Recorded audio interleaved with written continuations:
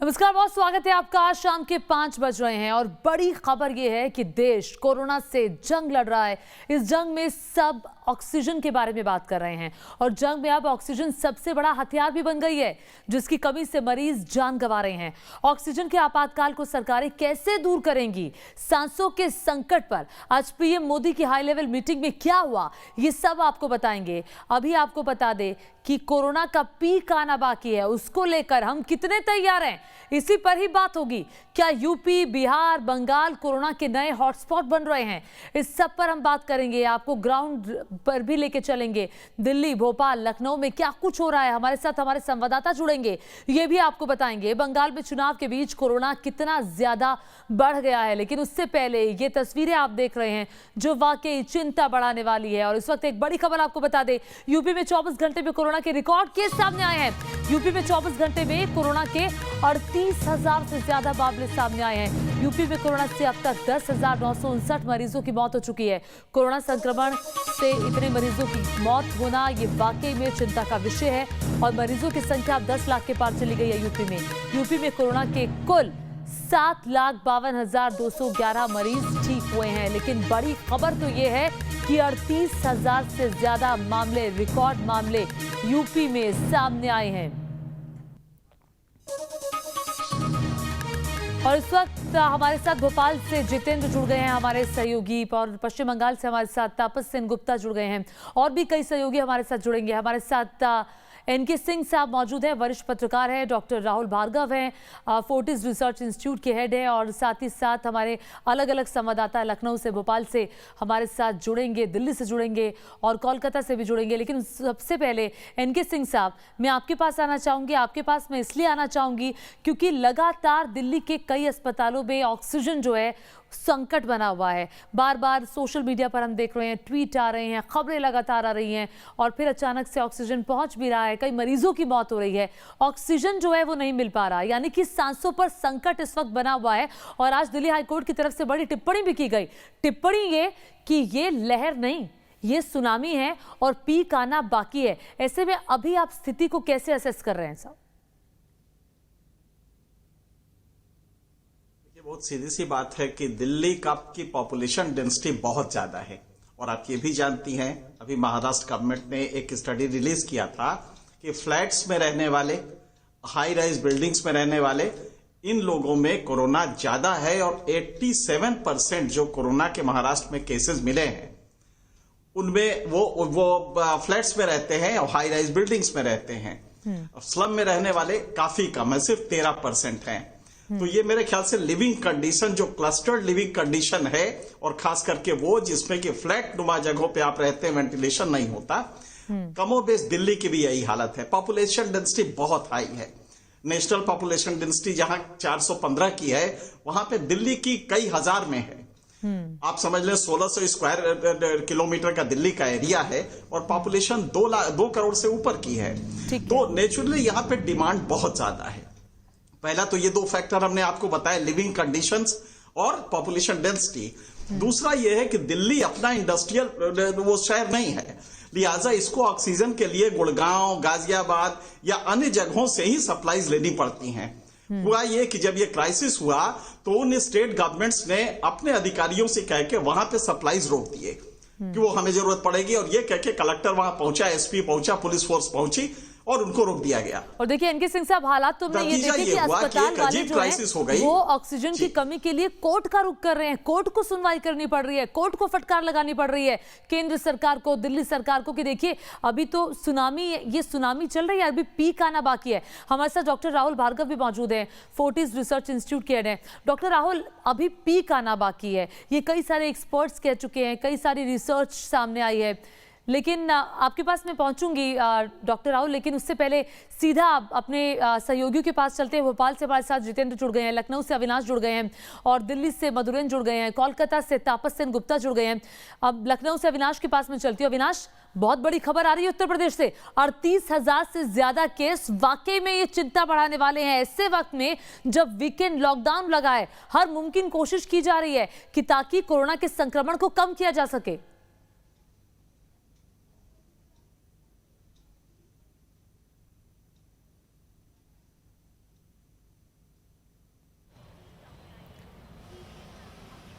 अविनाश को लगता है आवाज नहीं पहुंच पा रही है, हम उनसे फिर संपर्क करेंगे। जितेंद्र के पास हम चलते हैं, भोपाल से हमारे साथ जितेंद्र जुड़े हैं। जितेंद्र, आप बताइए मध्य प्रदेश के क्या हालात हैं? अब बिल्कुल देखिए, मध्य प्रदेश की अगर बात करें तो मध्य प्रदेश में पिछले 24 घंटों में सबसे ज़्यादा जो मामले हैं वो सामने निकल कर आए हैं। करीब 12 से 13 हज़ार जो कोरोना पॉजिटिव मरीज है उनका आंकड़ा सामने निकल कर आया है। और उससे भी ज़्यादा बुरे हालात तब है जब मध्य प्रदेश के अंदर ऑक्सीजन की जो कमी है वो बेहद तौर पर देखने को मिल रही है। इसके साथ ही जो इंजेक्शन की मारामारी है वो भी कहीं ना कहीं प्रदेश में मची हुई है। तो कहीं ना कहीं देखिए, ये बताता है कि जो स्वास्थ्य व्यवस्था है वो पूरी तरीके से चरमराई हुई है। हालांकि सरकारें लगातार प्रयास कर रही है कि जल्द से जल्द जो स्वास्थ्य सुविधाएं हैं वो मरीजों तक मिल सके। इसके लिए आपने देखा होगा कि लगातार जो ऑक्सीजन के सिलेंडर है वो मंगाए रहे हैं। वायुयान जो वायुसेना है उसकी मदद ली गई है। प्रधानमंत्री से मुख्यमंत्री शिवराज सिंह चौहान ने बात की थी। उसके बाद जो ऑक्सीजन के सिलेंडर है वो मध्य प्रदेश में बुलाए जा रहे हैं ताकि ज़्यादा से ज़्यादा ऑक्सीजन मध्य प्रदेश में मरीजों को मिल सके। लेकिन अभी भी जिस प्रकार से मांग बढ़ी है उतनी डिमांड पूरी नहीं हो पा रही है, जो ये बता रहा है कि मध्य प्रदेश के अंदर जो हालात हैं वो इतने अच्छे नहीं हैं जितने सोचे जा रहे थे। क्योंकि जिस प्रकार से पॉजिटिव मरीज सामने निकल कर आ रहे हैं वो कहीं ना कहीं डरा रहे हैं। और इन सबके बीच एक अच्छी खबर मध्य प्रदेश में ये भी है कि प्रदेश का रिकवरी रेट भी काफ़ी ज़्यादा अच्छा हुआ है और जो मरीज है वो सही होकर भी अपने घर पहुंचे हैं। लेकिन उन सबसे के बीच में सबसे ज़्यादा जो कहीं ना कहीं जो लोगों की उम्मीदें हैं वो इसी पर है कि जल्द से जल्द जो ऑक्सीजन है वो पर्याप्त मात्रा में मध्य प्रदेश में पहुंच जाए ताकि लोगों को जो ऑक्सीजन की कमी हो रही है, जिसकी किल्लतों का सामना करना पड़ रहा है, वो ना करना पड़े। और जो पॉजिटिव मरीज सामने निकल कर आ रहे हैं इनको लेकर सरकार ने लॉकडाउन जैसी तैयारी जरूर की है। हालांकि प्रदेश में कर्फ्यू लगाया गया है, कर्फ्यू को काफ़ी टाइट किया गया है कि सड़कों पर कोई भी व्यक्ति नजर ना आए। बाजारों को बंद किया गया है ताकि संक्रमण की चेन को तोड़ा जा सके, लोग एक दूसरे के संपर्क में ना आए। बावजूद इसके प्रतिदिन जिस प्रकार से आंकड़े बढ़ रहे हैं ये बता रहे हैं कि कहीं ना कहीं जो स्थिति है वो काफी चिंताजनक है। और ऐसे में अब मध्य प्रदेश में और भी ज्यादा कड़े कदम उठाने की जरूरत है। चिंता हर राज्य के लिए है और वहां राज्य सरकार की तरफ से क्या कोशिशें की जा रही हैं और कैसे व्यवस्था को, अस्पतालों में जगह मिले लोगों को, जो लोग पहुंच रहे हैं उसके लिए क्या व्यवस्था की जा रही है, इसके लिए मैं आपके पास आऊंगी। लेकिन दिल्ली चलते हैं क्योंकि देश की राजधानी के हालात बहुत खराब है। सूरज हमारे साथ मौजूद हैं देश की राजधानी दिल्ली से। अब सूरज, जरा बताइए, आज ही दिल्ली हाईकोर्ट ने कहा है कि सुनामी अभी आना बाकी है। सुनामी ये चल रही है, अभी केसेस और बढ़ेंगे, पीक और बढ़ेगा। जो दिल्ली से तस्वीरें आ रही हैं अस्पतालों के बाहर से वो डराने वाली तस्वीरें हैं। कैसे हालात हैं इस वक्त के? निश्चित तौर पर ज्योति, इसमें कोई दो राय नहीं है क्योंकि तस्वीरों के माध्यम से ही जो खबर है वो सब तक पहुंचती है और वो विचलित करने वाली काफ़ी है। चाहे न्यायपालिका हो, चाहे आम इंसान हो, सब तरफ जो है वो हालात, जो स्थिति है वो विकट बनी हुई है। ऑक्सीजन को लेकर मारामारी है। इससे पहले जो बेड हैं वो मरीजों को नहीं मिल पा रहे थे, चाहे वो GTB अस्पताल की बात हो या और अन्य अस्पताल हो। बत्रा अस्पताल से भी इस तरह की खबर आई, इससे पहले गंगाराम अस्पताल से। हालांकि राहत की, फौरी तौर पर राहत की बात यह है कि गंगाराम अस्पताल, बत्रा अस्पताल, दोनों ही जगह फिलहाल ऑक्सीजन पहुंच चुकी है। लेकिन पर्याप्त मात्रा में जितनी रिक्वायरमेंट है, जितनी ज़रूरत है, उतनी ज्योति ऑक्सीजन वहां नहीं पहुंच पा रही है। दूसरी चीज़ ये है कि इसी ऑक्सीजन की वजह से जो अनचाही खबरें हैं, जान जाने जैसी खबरें हैं, वो भी सामने कहीं ना कहीं आती हैं। और ऐसे मौके पर न्यायपालिका करेगी क्या, क्योंकि इस पर राजनीति होती भी दिखाई देती है, इस पर आपस में जो वाद विवाद है वो भी दिखाई देता है। देखिए सूरज, न्यायपालिका टिप्पणी कर सकता है, सरकारों को निर्देश दे सकता है, जो न्यायपालिका ने आज भी किया। और ये सरकार से पूछा गया है हाईकोर्ट की तरफ से कि आपने क्या इंतजाम किए, आपने ऑक्सीजन के प्लांट क्यों नहीं लगाए, क्योंकि ये पहले से पता था कि अगर दूसरी वेव आती है तो हालात चिंताजनक होंगे। अब दिल्ली सरकार को इस पर जवाब भी देना है।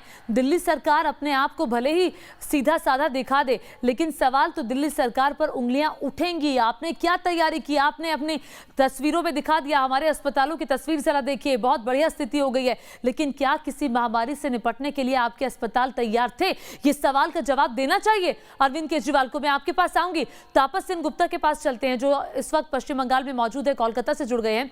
लेकिन उससे पहले मैं सीधे लखनऊ चलूंगी जहां अविनाश जुड़ गए हैं। अविनाश, यूपी के लिए भी अच्छी खबर नहीं है, 38,000 से ज्यादा केस एक दिन में।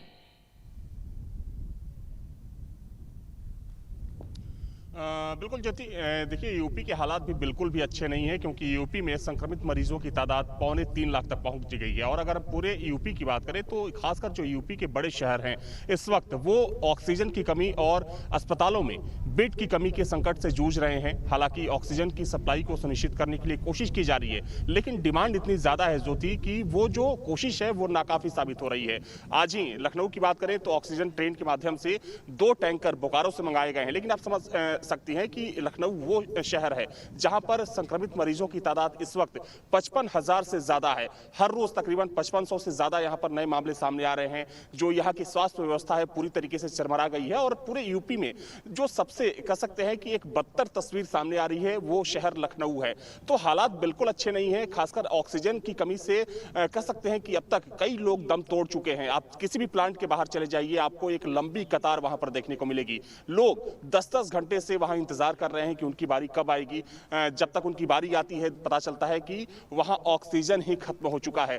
अविनाश, बड़ी बात तो ये है कि आप भूल जाइए अस्पताल में आपको दाखिला मिल जाएगा। यहाँ तक तो जो अगर आपको आरटीपीसीआर टेस्ट कराना है उसके लिए पूरे यूपी में जद्दोजहद करनी पड़ रही है। नोएडा में मैं बैठी हूँ, मैं नोएडा की भी बात अगर कर लूँ तो आरटीपीसीआर कराने के लिए आपको 10 जगह फोन करना पड़ता है, तब जाकर के कोई ये कहता है कि आपका आरटीपीसीआर टेस्ट कर लेंगे। इस स्थिति पर भी चर्चा करेंगे। तापस सिंह गुप्ता के पास चलती हूँ, कोलकाता में मौजूद है।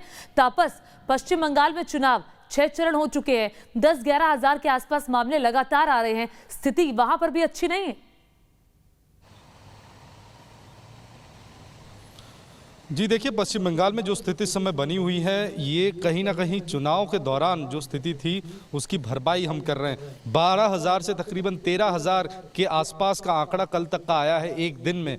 और अगर हम आपको दिखाएं, हम सेक्टर 5 में हैं और ये पूरा IT पार्क माना जाता है और ये रास्ता तकरीबन भरा पड़ा रहता है इस समय। आप देख सकते हैं कि लगभग ये रास्ता सुनसान है। लोगों में एक पैनिक है और इस पैनिक की वजह से लोग घर से कम निकल रहे हैं। अच्छी बात है, लोग मास्क पहन रहे, लेकिन तापस, आपकी आवाज आना बंद हो गई है। मैं आपके पास आऊंगी तापस, फिर से आपसे संपर्क करते हैं। आपकी आवाज नहीं आ रही है, आपकी आवाज नहीं आ रही है तापस। एनके सिंह साहब के पास चलते हैं जो लगातार हमारे साथ बने हुए हैं। एनके सिंह साहब, अब सिर्फ हम बात कर सकते हैं किसकी गलती किसकी नहीं, केंद्र की गलती, राज्य की गलती, कौन क्या कर रहा है, लेकिन मोटे तौर पर ये कह सकते हैं कि सेकेंड वेव की तैयारी किसी ने नहीं की थी और किसी ने ये अनुमान नहीं लगाया था कि इतनी स्थिति गंभीर हो जाएगी कि लोगों को दर दर की ठोकरें खानी पड़ेंगी। बड़ा अच्छा सवाल है आपका, कंसर्न भी आपका बड़ा वाजिब है। दरअसल इसमें ब्लेम अगर करना हो तो बहुत सीधी सी बात है कि दिसंबर में सरकार को पता था कि नए स्ट्रेन्स आ गए हैं और खास करके वो स्ट्रेन्स जो खतरनाक है। ब्रिटेन का स्ट्रेन आ गया है, साउथ अफ्रीका का 484 आ गया है, यह भी पता था कि ब्राजील का स्ट्रेन आ गया है और सेकेंड वेव नहीं कई वेव्स आगे बढ़ गए हैं इटली और ब्रिटेन, यूरोप की कंट्रीज और अमेरिका में। तो ऐसा नहीं था कि पता नहीं था, हम आत्ममुक्त थे, हमारी सरकार आत्ममुक्त थी। वो समझ रही थी कि कोरोना में तो हमने जीत लिया है, क्योंकि उसके पास उस समय लेवल काफी डाउन हो गया था नवंबर के बाद से।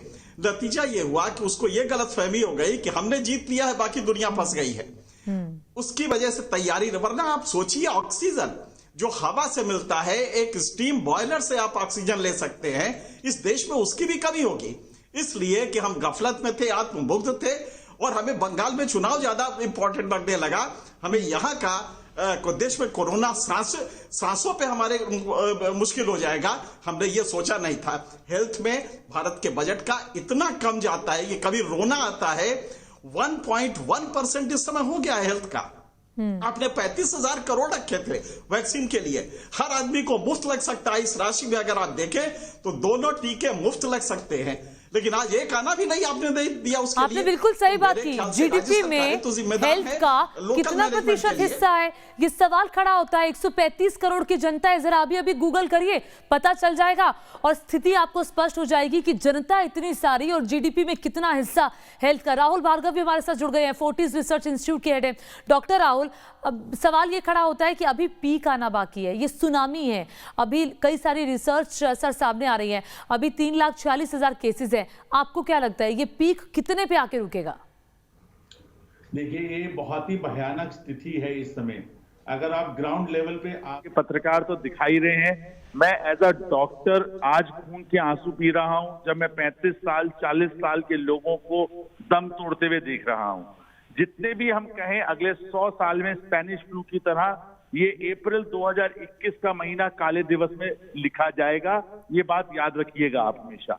जब हम बात करते हैं कि पीक कब आएगा कब नहीं आएगा, पीक शायद मई के मिड तक आएगा, जहां पे शायद 5 से 6 लाख केसेस होंगे। अब जरूरत है लॉकडाउन और लॉकडाउन की। क्यों नहीं सरकार लॉकडाउन कर रही? क्यों डर रही है? क्यों घबरा रही है? अरे पब्लिक आज मांग रही है लॉकडाउन। अप्रैल पिछले साल पब्लिक ने नहीं मांगा था, इस साल पब्लिक मांग रही है लॉकडाउन। लॉकडाउन करिए और उसको यूज करिए वैक्सीनेशन के लिए। देखिए जो हो गया वो बहुत खराब बात है, उस पर चर्चा हो सकती है, लड़ाई झगड़ा हो सकता है, दोषारोपण हो सकता है। आगे क्या करना है? वैक्सीनेशन। अगली जो जंग होगी 2 तारीख से वो होगी वैक्सीनेशन की। दूसरा इंपॉर्टेंट इश्यू, अगर आपको इस पीक को रोकना है, स्ट्रिक्टेस्ट ऑफ द लॉकडाउन, मतलब आपकी परछाई भी घर से बाहर ना दिखे, ऐसा करिए। ये जो वीकेंड लॉकडाउन, वीकडे लॉकडाउन, नाइट कर्फ्यू, ये मजाक है। मैं एज अ डॉक्टर आपके चैनल के माध्यम से हाथ जोड़ के विनम्र निवेदन कर रहा हूं सरकार से, जो भी ये सुनते हैं लॉकडाउन कर दीजिए। आपके पास कोई तरीका नहीं है लोगों को बचाने का। आप कितना भी प्रयास कर लीजिए, कितने भी ऑक्सीजन प्लांट जर्मनी से मंगवा लीजिए, वो कम पड़ेंगे, क्योंकि ये सैलाब है, ये सुनामी है मरीजों की। और इस बार 65 साल 70 साल वाले नहीं है, इस बार 30 साल 35 साल 40 साल वाले हैं जिनको 1 डोज वैक्सीन की नहीं लगी है। वैक्सीन की जरूरत हमारे को इस समय सबसे ज्यादा है। 6 दिन बचे हैं 2 तारीख आने में, और आज भी हमारे पास क्लैरिटी नहीं है कि हम वैक्सीन को कितने रुपए में देंगे, कैसे देंगे, और 1 करोड़ वैक्सीन तक कैसे पहुंचेंगे। इस भयानक दृश्य को वापस से ना हो और ये लंबा प्रोलॉन्ग ना हो। प्लीज डॉक्टरों की कमेटी बना के आगे चलिए। अमेरिका में जो ट्रंप को और बाइडेन को और पिछले 5 प्रेसिडेंट को, एंथनी फॉसी नाम का आदमी रिसर्च के बेसिस पे इंप्लीमेंटेशन करवाता है, आइडियाज देता है, इंप्लीमेंट कराता है। देश में कौन है? सेक्रेटरी हेल्थ जो IAS है, जो इंजीनियर है, जो सिविल सर्वेंट है, जो BA आर्ट्स का कॉमर्स का पेशेंट है या स्टूडेंट है, कौन? बताइए कहां है? आपके पास इलेक्शन कमीशन है, आप कहते हैं 8 चरणों में वेस्ट बंगाल का इलेक्शन हो सकता है, बट आपके पास मेडिकल कमीशन। डॉक्टर राहुल, बहुत वाजिब सवाल आपने कहा कि लॉकडाउन की इस वक्त जरूरत है, क्योंकि सुनामी जैसे अपने साथ सब कुछ बहा कर ले जाती है, वैसे ही कोरोना की ये सुनामी अपने साथ कई लोगों की जिंदगियां लेकर जा रही है। हम अपने आसपास अगर नजर दौड़ा लेंगे तो हमने अपने अपनों को खोया है, हम किसी को जानते हैं, पहचानते हैं, किसी के घर में कोई बीमार है, वो सब हम पर बीत रही है। जैसे आपने कहा कि आप डॉक्टर होकर खून के आंसू आपकी आंखों से निकल रहे हैं, वैसे ही हर शख्स डर के साए में जी रहा है। तमाम सहयोगी भी हमारे साथ बने हुए हैं। लगातार हम बड़ी चर्चा कर रहे हैं, बात कर रहे हैं। देश में कोरोना का काल है, ऑक्सीजन की भारी किल्लत है। अस्पताल जाओ तो बेड नहीं मिलता, अगर चले भी गए तो ऑक्सीजन की कमी है, टेस्ट नहीं हो पा रहा है, हर जगह समस्या ही समस्या है। ऐसे में इस हालात से कैसे निपटा जाए, इसी पर ही हम बात कर रहे हैं। लेकिन जो सबसे बुरा हाल है वो है देश की राजधानी दिल्ली का, जहां अस्पतालों के बाहर मरीजों की भीड़ है। मरीजों के परिजन धक्के खा रहे हैं कि एडमिशन हो जाए अस्पताल के अंदर। दिल्ली के जयपुर गोल्डन अस्पताल में मरीजों के परिजनों से बात की है हमारे संवाददाता मोहित दुबे ने। दिल्ली में कोरोना की लहर बेकाबू हो चुकी है और इसी बीच ऑक्सीजन की कमी की वजह से अस्पतालों में मरीज अपना दम तोड़ रहे हैं। इस वक्त हम दिल्ली के जयपुर गोंडल अस्पताल में पहुंचे हुए हैं और यहाँ के डायरेक्टर के मुताबिक कल शाम को 20 मरीजों की ऑक्सीजन की कमी की वजह से मौत हो गई। इस वक्त देखिए जिन लोगों के मरीज जो अंदर भर्ती हैं उनके तीमारदार बाहर हैं। आपका भी कोई भर्ती है अंदर? आज हमारा उनको कोविड वगैरह कुछ नहीं था, पहले वो उनको जब टेस्ट किया था तब कोविड पॉजिटिव थे, बाद में नेगेटिव हो गए थे वो। लेकिन वो मतलब कि 2-3 दिन उन्होंने कल दिन में भी बात करी है कि मैं बिल्कुल ठीक हूँ, 1-2 दिन में मेरे को छुट्टी मिल जाएगी। और रात को मेरे को फ़ोन आया मेरी सिस्टर का कि जी उन्होंने बुलाया जल्दी आओ, हॉस्पिटल में डॉक्टर ने बुलाया है। यहाँ आकर के पता लगा जी ऑक्सीजन ही नहीं है। इन्होंने चोर इकट्ठे किए हुए हैं, फिर गवर्नमेंट को भेजते हैं कि हाँ जी जो बचे खुचे हैं वो भी मारो। इनका चक्कर चल रहा है ये गवर्नमेंट का। इनके भाई की मृत्यु हो गई है, आपके भाई की मृत्यु? हाँ जी, भाभी की भी, भाई की भी। अम्बेडकर में भाभी थी जी, ऑक्सीजन खत्म हो गया जी, अब नहीं बची। 1 मिनट में 10:30 बजे रोटी खाई है तब कुछ ठीक है, और 11:30 बजे खत्म। हाँ जी, तो आए तो खत्म है जी। इधर आए तो इन्होंने 1 घंटे बाद फोन करा जी हाँ ये भी खत्म। पूछा जी ऑक्सीजन बंद हो गया था। ऑक्सीजन की वजह से दोनों की मौत हुई है, मेरे भाई और भाभी की। कुछ नहीं छोड़ा।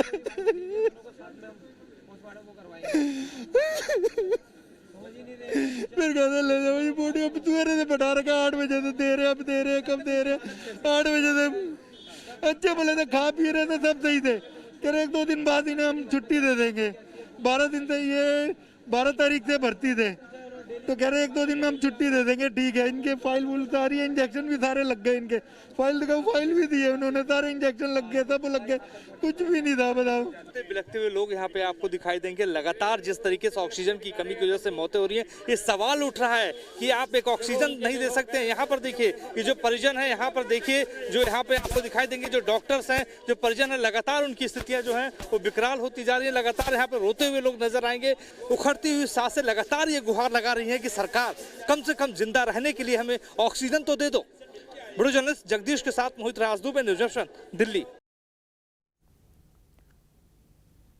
तो इन लोगों के आंसुओं का जवाब क्या है किसी सरकार के पास? लोगों का जीना मुहाल हो गया है। अस्पताल के बाहर खड़े खड़े उनको पसीना आ रहा है, उनके पैर दर्द कर रहे हैं, लेकिन कहीं से कोई उम्मीद तक नजर नहीं आ रही है। जम्मू में भी ऑक्सीजन कंसंट्रेटर खरीदने के लिए लोग आने लगे हैं। देखिए शाहनवाज खान की रिपोर्ट। पूरा देश इस समय कोरोना वायरस की चपेट में है और देश में जो इस समय सबसे बड़ी कमी हो रही है वो ऑक्सीजन की हो रही है। और ज़्यादातर जितनी भी स्टेट्स हैं वहाँ पर जो बड़े बड़े हॉस्पिटल्स हैं वहाँ पर ऑक्सीजन की कमी के कारण लोगों को घर भी भेजा जा रहा है। ऐसे में अब लोग जो हैं वो जो प्राइवेट यहाँ पर जितने भी शॉप्स हैं वहाँ से यहाँ पर ऑक्सीजन कंसंट्रेटर जो है वो यहाँ पर खरीद रहे हैं, लेकिन ऑक्सीजन कंसंट्रेटर जो हैं उनकी भी लगातार अब किल्लत पड़ना यहाँ पर शुरू हो गई है। और ख़ास तौर पर अब अगर हम जम्मू की बात करें तो जम्मू में यहाँ पर जो ऑक्सीजन कंसंट्रेटर बेच रहे हैं उनके पास जो ऑर्डर हैं वो दिल्ली से भी यहाँ पर ऑर्डर जो हैं वो आ रहे हैं और यहाँ से दिल्ली से उनसे ये ऑक्सीजन कंसंट्रेटर जो है वो यहाँ पर मंगवाए जा रहे हैं। लगातार जब से कोरोना वायरस यहाँ पर फैला है उसके बाद से ही ऑक्सीजन कंसंट्रेटर की मांग जो है वो यहाँ पर लगातार बढ़ गई है। हाथ जोड़कर निवेदन है आपसे, ऑक्सीजन कंसंट्रेटर जो लोग बीमार नहीं हैं वो भी अपने घर लेके जा रहे हैं। ऐसा ना करें, जो जरूरतमंद है उनको इस्तेमाल करने दें। लोगों की भीड़ अस्पतालों के बाहर इकट्ठा है, लोगों का रो रो कर बुरा हाल है, लेकिन कई लोग ऐसे हैं जो होल्ड करना चाहते हैं। ऑक्सीजन के सिलेंडर नहीं लेकर जाएं अगर जरूरत नहीं है तो। लगातार हमारे सहयोगी हमारे साथ बने हुए हैं और एक्सपर्ट्स भी हमारे साथ बने हुए हैं। सूरज, आपके पास आऊंगी। दिल्ली के हालात बहुत ज्यादा बुरे हैं, लोगों का रो रो कर बुरा हाल है, परिजन बाहर है। अपने परिजनों से, जो अंदर बीमार लोग हैं, उनसे बात होती है तो सब ठीक है, 1 घंटे में फोन आता है कि मृत्यु हो गई है। ये क्या हो रहा है देश की राजधानी में? अब जिस अस्पतालों का जिक्र अरविंद केजरीवाल करते थे, जो उजली तस्वीर वो दिखाया करते थे, इतने बड़े बड़े एड्स हमने देखे हैं, टीवी पर देखे हैं, न्यूज़पेपर्स में देखे हैं, क्या है वो सब, क्या था और ये क्या है? निश्चित तौर पर बात सिर्फ दिल्ली की नहीं बल्कि देश को आईना दिख गया ज्योति कि व्यवस्था में जो मेडिकल व्यवस्था है उसमें इंडिया कहाँ स्टैंड करता है, हम लोग कहाँ स्टैंड करते हैं। अगर ऑक्सीजन, बेड तो छोड़ दीजिए, बेड दूर की बात है, ऑक्सीजन तक जो अंदर हैं एडमिट, जो भाग्यशाली अपने आप को समझते थे कि कम से कम चलो अस्पताल में जगह तो मिली, ऐसे बहुत लोग होंगे, लेकिन उनकी भी सांसें इस समय अटकी हुई हैं। और अगर स्थिति की बात करें तो जो दिखाई दे रही है उससे कहीं ज़्यादा विकट है। जिस तरह से अभी गेस्ट पैनलिस्ट में डॉक्टर्स थे हमारे साथ, जो स्थिति बता रहे थे, निश्चित तौर पर अपने आप में ये बेहद ही भयावह और डराने वाली स्थिति है जो इस वक्त हमारे सामने आ रही है। सोशल मीडिया पर तमाम इस तरह के मैसेज इस वक्त घूम रहे हैं, जो ऑक्सीजन के लिए मारे मारे लोग घूम रहे हैं, चाहे वो मायापुरी हो, चाहे वो बवाना हो, नारायणा हो, साहिबाबाद हो, बस किसी तरह से ऑक्सीजन मिल जाए, मरीज की सांसें चलती रह जाएं। बड़ी बड़ी पहुंच वाले जो लोग हैं इस वक्त बेड का अरेंज नहीं कर पा रहे मरीज के लिए। बिल्कुल सही कह रहे हैं सिंह साहब, क्यों लॉकडाउन नहीं लग रहा है? डॉक्टर भार्गव से लगातार बात हो रही थी, उन्होंने कहा कि सिर्फ एक जरिया है, लॉकडाउन लगाइए तभी ये जो संकट है ये खत्म होगा, थोड़ा कंट्रोल में आएगा। दिक्कत बहुत सारी है क्योंकि कई लोग ऐसे हैं हमारे देश में जो रोज कमाते हैं, रोज खाते हैं, उनके लिए संकट हो जाएगा। सर, सांसें बचेंगी तो कुछ होगा ना? सर, अपन बार बार नहीं, इसको थोड़ा सा दूसरी तरह से देखिए। जी हाँ सर, डॉक्टर साहब बोल रहे हैं। सिंह साहब, इसको दूसरी तरफ से मत देखिए, मेरा निवेदन है आपसे। ये वेव 60 साल 65 साल वालों की नहीं है, ये वेव है 30 से 35 साल 45 साल जो ब्रेड अर्नर्स हैं, ब्रेड अर्नर अगर अस्पताल में है तो आप मान के चलिए 2 ही इंडस्ट्री इस समय चल रही है, एक अस्पताल और दूसरा क्रिमेटोरियम, तीसरी इंडस्ट्री नहीं चल रही। अर्थशास्त्री और आप जो आईना सरकार को बार बार दिखाते हैं कि आजीविका चली जाएगी, आजीविका चली जाएगी, जितने लोग अस्पताल में भर्ती हैं वो अपना जीविका नहीं कमा पा रहे। दूसरी चीज, क्या आप अपने घर में कारपेंटर को बुला रहे हैं? क्या एसी रिपेयर को बुला रहे हैं? क्या आप उनको जीविका दे पा रहे हैं? अरे जीवन बचेगा तो जीविका पा पाएंगे।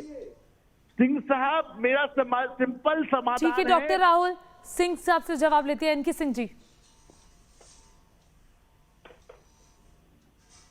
नहीं, डॉक्टर साहब का इमोशन हम सबका इमोशन है, उसको हम धन्यवाद देते हैं। इस समय जो सरकारी साधन की जरूरत हमें सप्लाईज मुहैया कराने के लिए है, ऑक्सीजन, दवा, बेड, वो सारा का सारा लॉकडाउन में लग जाएगा। लिहाजा ऑक्सीजन जो मिल रहा है वो भी नहीं मिलेगा। डॉक्टर साहब, इसको आप समझे, लॉकडाउन सोल्यूशन नहीं है। अगर इस समय गवर्नमेंट पूरी तरह से सीज कर जाएगी। डॉक्टर भार्गव, आपके पास आऊंगी, पहले एनके सिंह साहब अपनी बात कंप्लीट कर लें प्लीज। हम लोग कोई डिस्कशन इसमें ना करें कि हम एक दूसरे पे पॉइंट स्कोर करें। डॉक्टर साहब, बहुत सिंपल सा है कि इस समय हमें सारे सरकार के अमले को दबाव डाल के, आप जैसे लोग दबाव डालें ताकि कम से कम सप्लाईज मिले, वो ऑक्सीजन मिले, सांस न तोड़े। और उसके लिए अगर लॉकडाउन इन्फोर्स आप करने लगेंगे तो आप समझ लीजिए कि ऑक्सीजन जो मिल रहा है वो भी नहीं मिलेगा। इसलिए lockdown is not a solution at this juncture. Madam, ठीक है सर। भार्गव साहब कहिए, डॉक्टर भार्गव। बहुत 5 सेकंड में सर। लॉकडाउन का मतलब है जो लोग इसेंशियल सर्विस से नहीं जुड़े वो घर में बैठेंगे। मॉल, पिक्चर हॉल, बिल्कुल स्ट्रिक्ट लॉकडाउन होगा, घर में बैठेंगे, कोई काम नहीं होगा। दूसरा, लॉकडाउन से आपकी समस्या इस तरह सुलझाएगी कि जितने परिजन बाहर खड़े हैं वो इन्फेक्ट नहीं होंगे। तीसरी चीज, कहीं पे भी सप्लाई नहीं बदलेगी। पहली बार भी लॉकडाउन में क्या इलेक्ट्रिसिटी रुकी थी, क्या ऑक्सीजन रुकी थी, क्या ट्रेनें जो खाद्य पदार्थ ले जा रही थी वो रुकी थी? नहीं रुकी थी। सिचुएशन अलग है डॉक्टर साहब। एक्टिविटी रेट 50% है।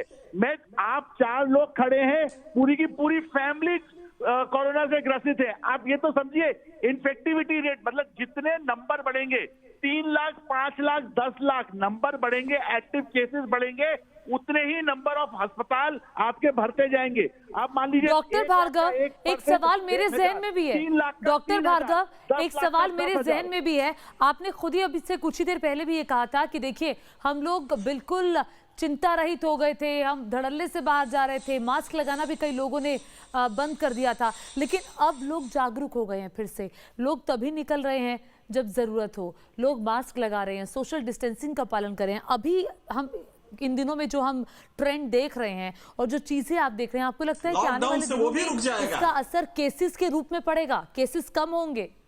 राइट, जैसे ही लॉकडाउन होगा चेन ब्रेक होगी। इंग्लैंड को उदाहरण मान लीजिए, न्यूयॉर्क को उदाहरण मान लीजिए, जर्मनी को उदाहरण मान लीजिए, स्पेनिश फ्लू का उदाहरण मान लीजिए। सर सिंह साहब, जितने उदाहरण आप मांगेंगे आपको उतने उदाहरण देंगे कि लॉकडाउन ही आपकी समस्या का समाधान है, क्योंकि हमारे पास मैं उससे 10 गुना उदाहरण आपको रिवर्स प्रोसेस का दे सकता हूं, लेकिन खैर वो छोड़ दीजिए। परेशानी रहेगी।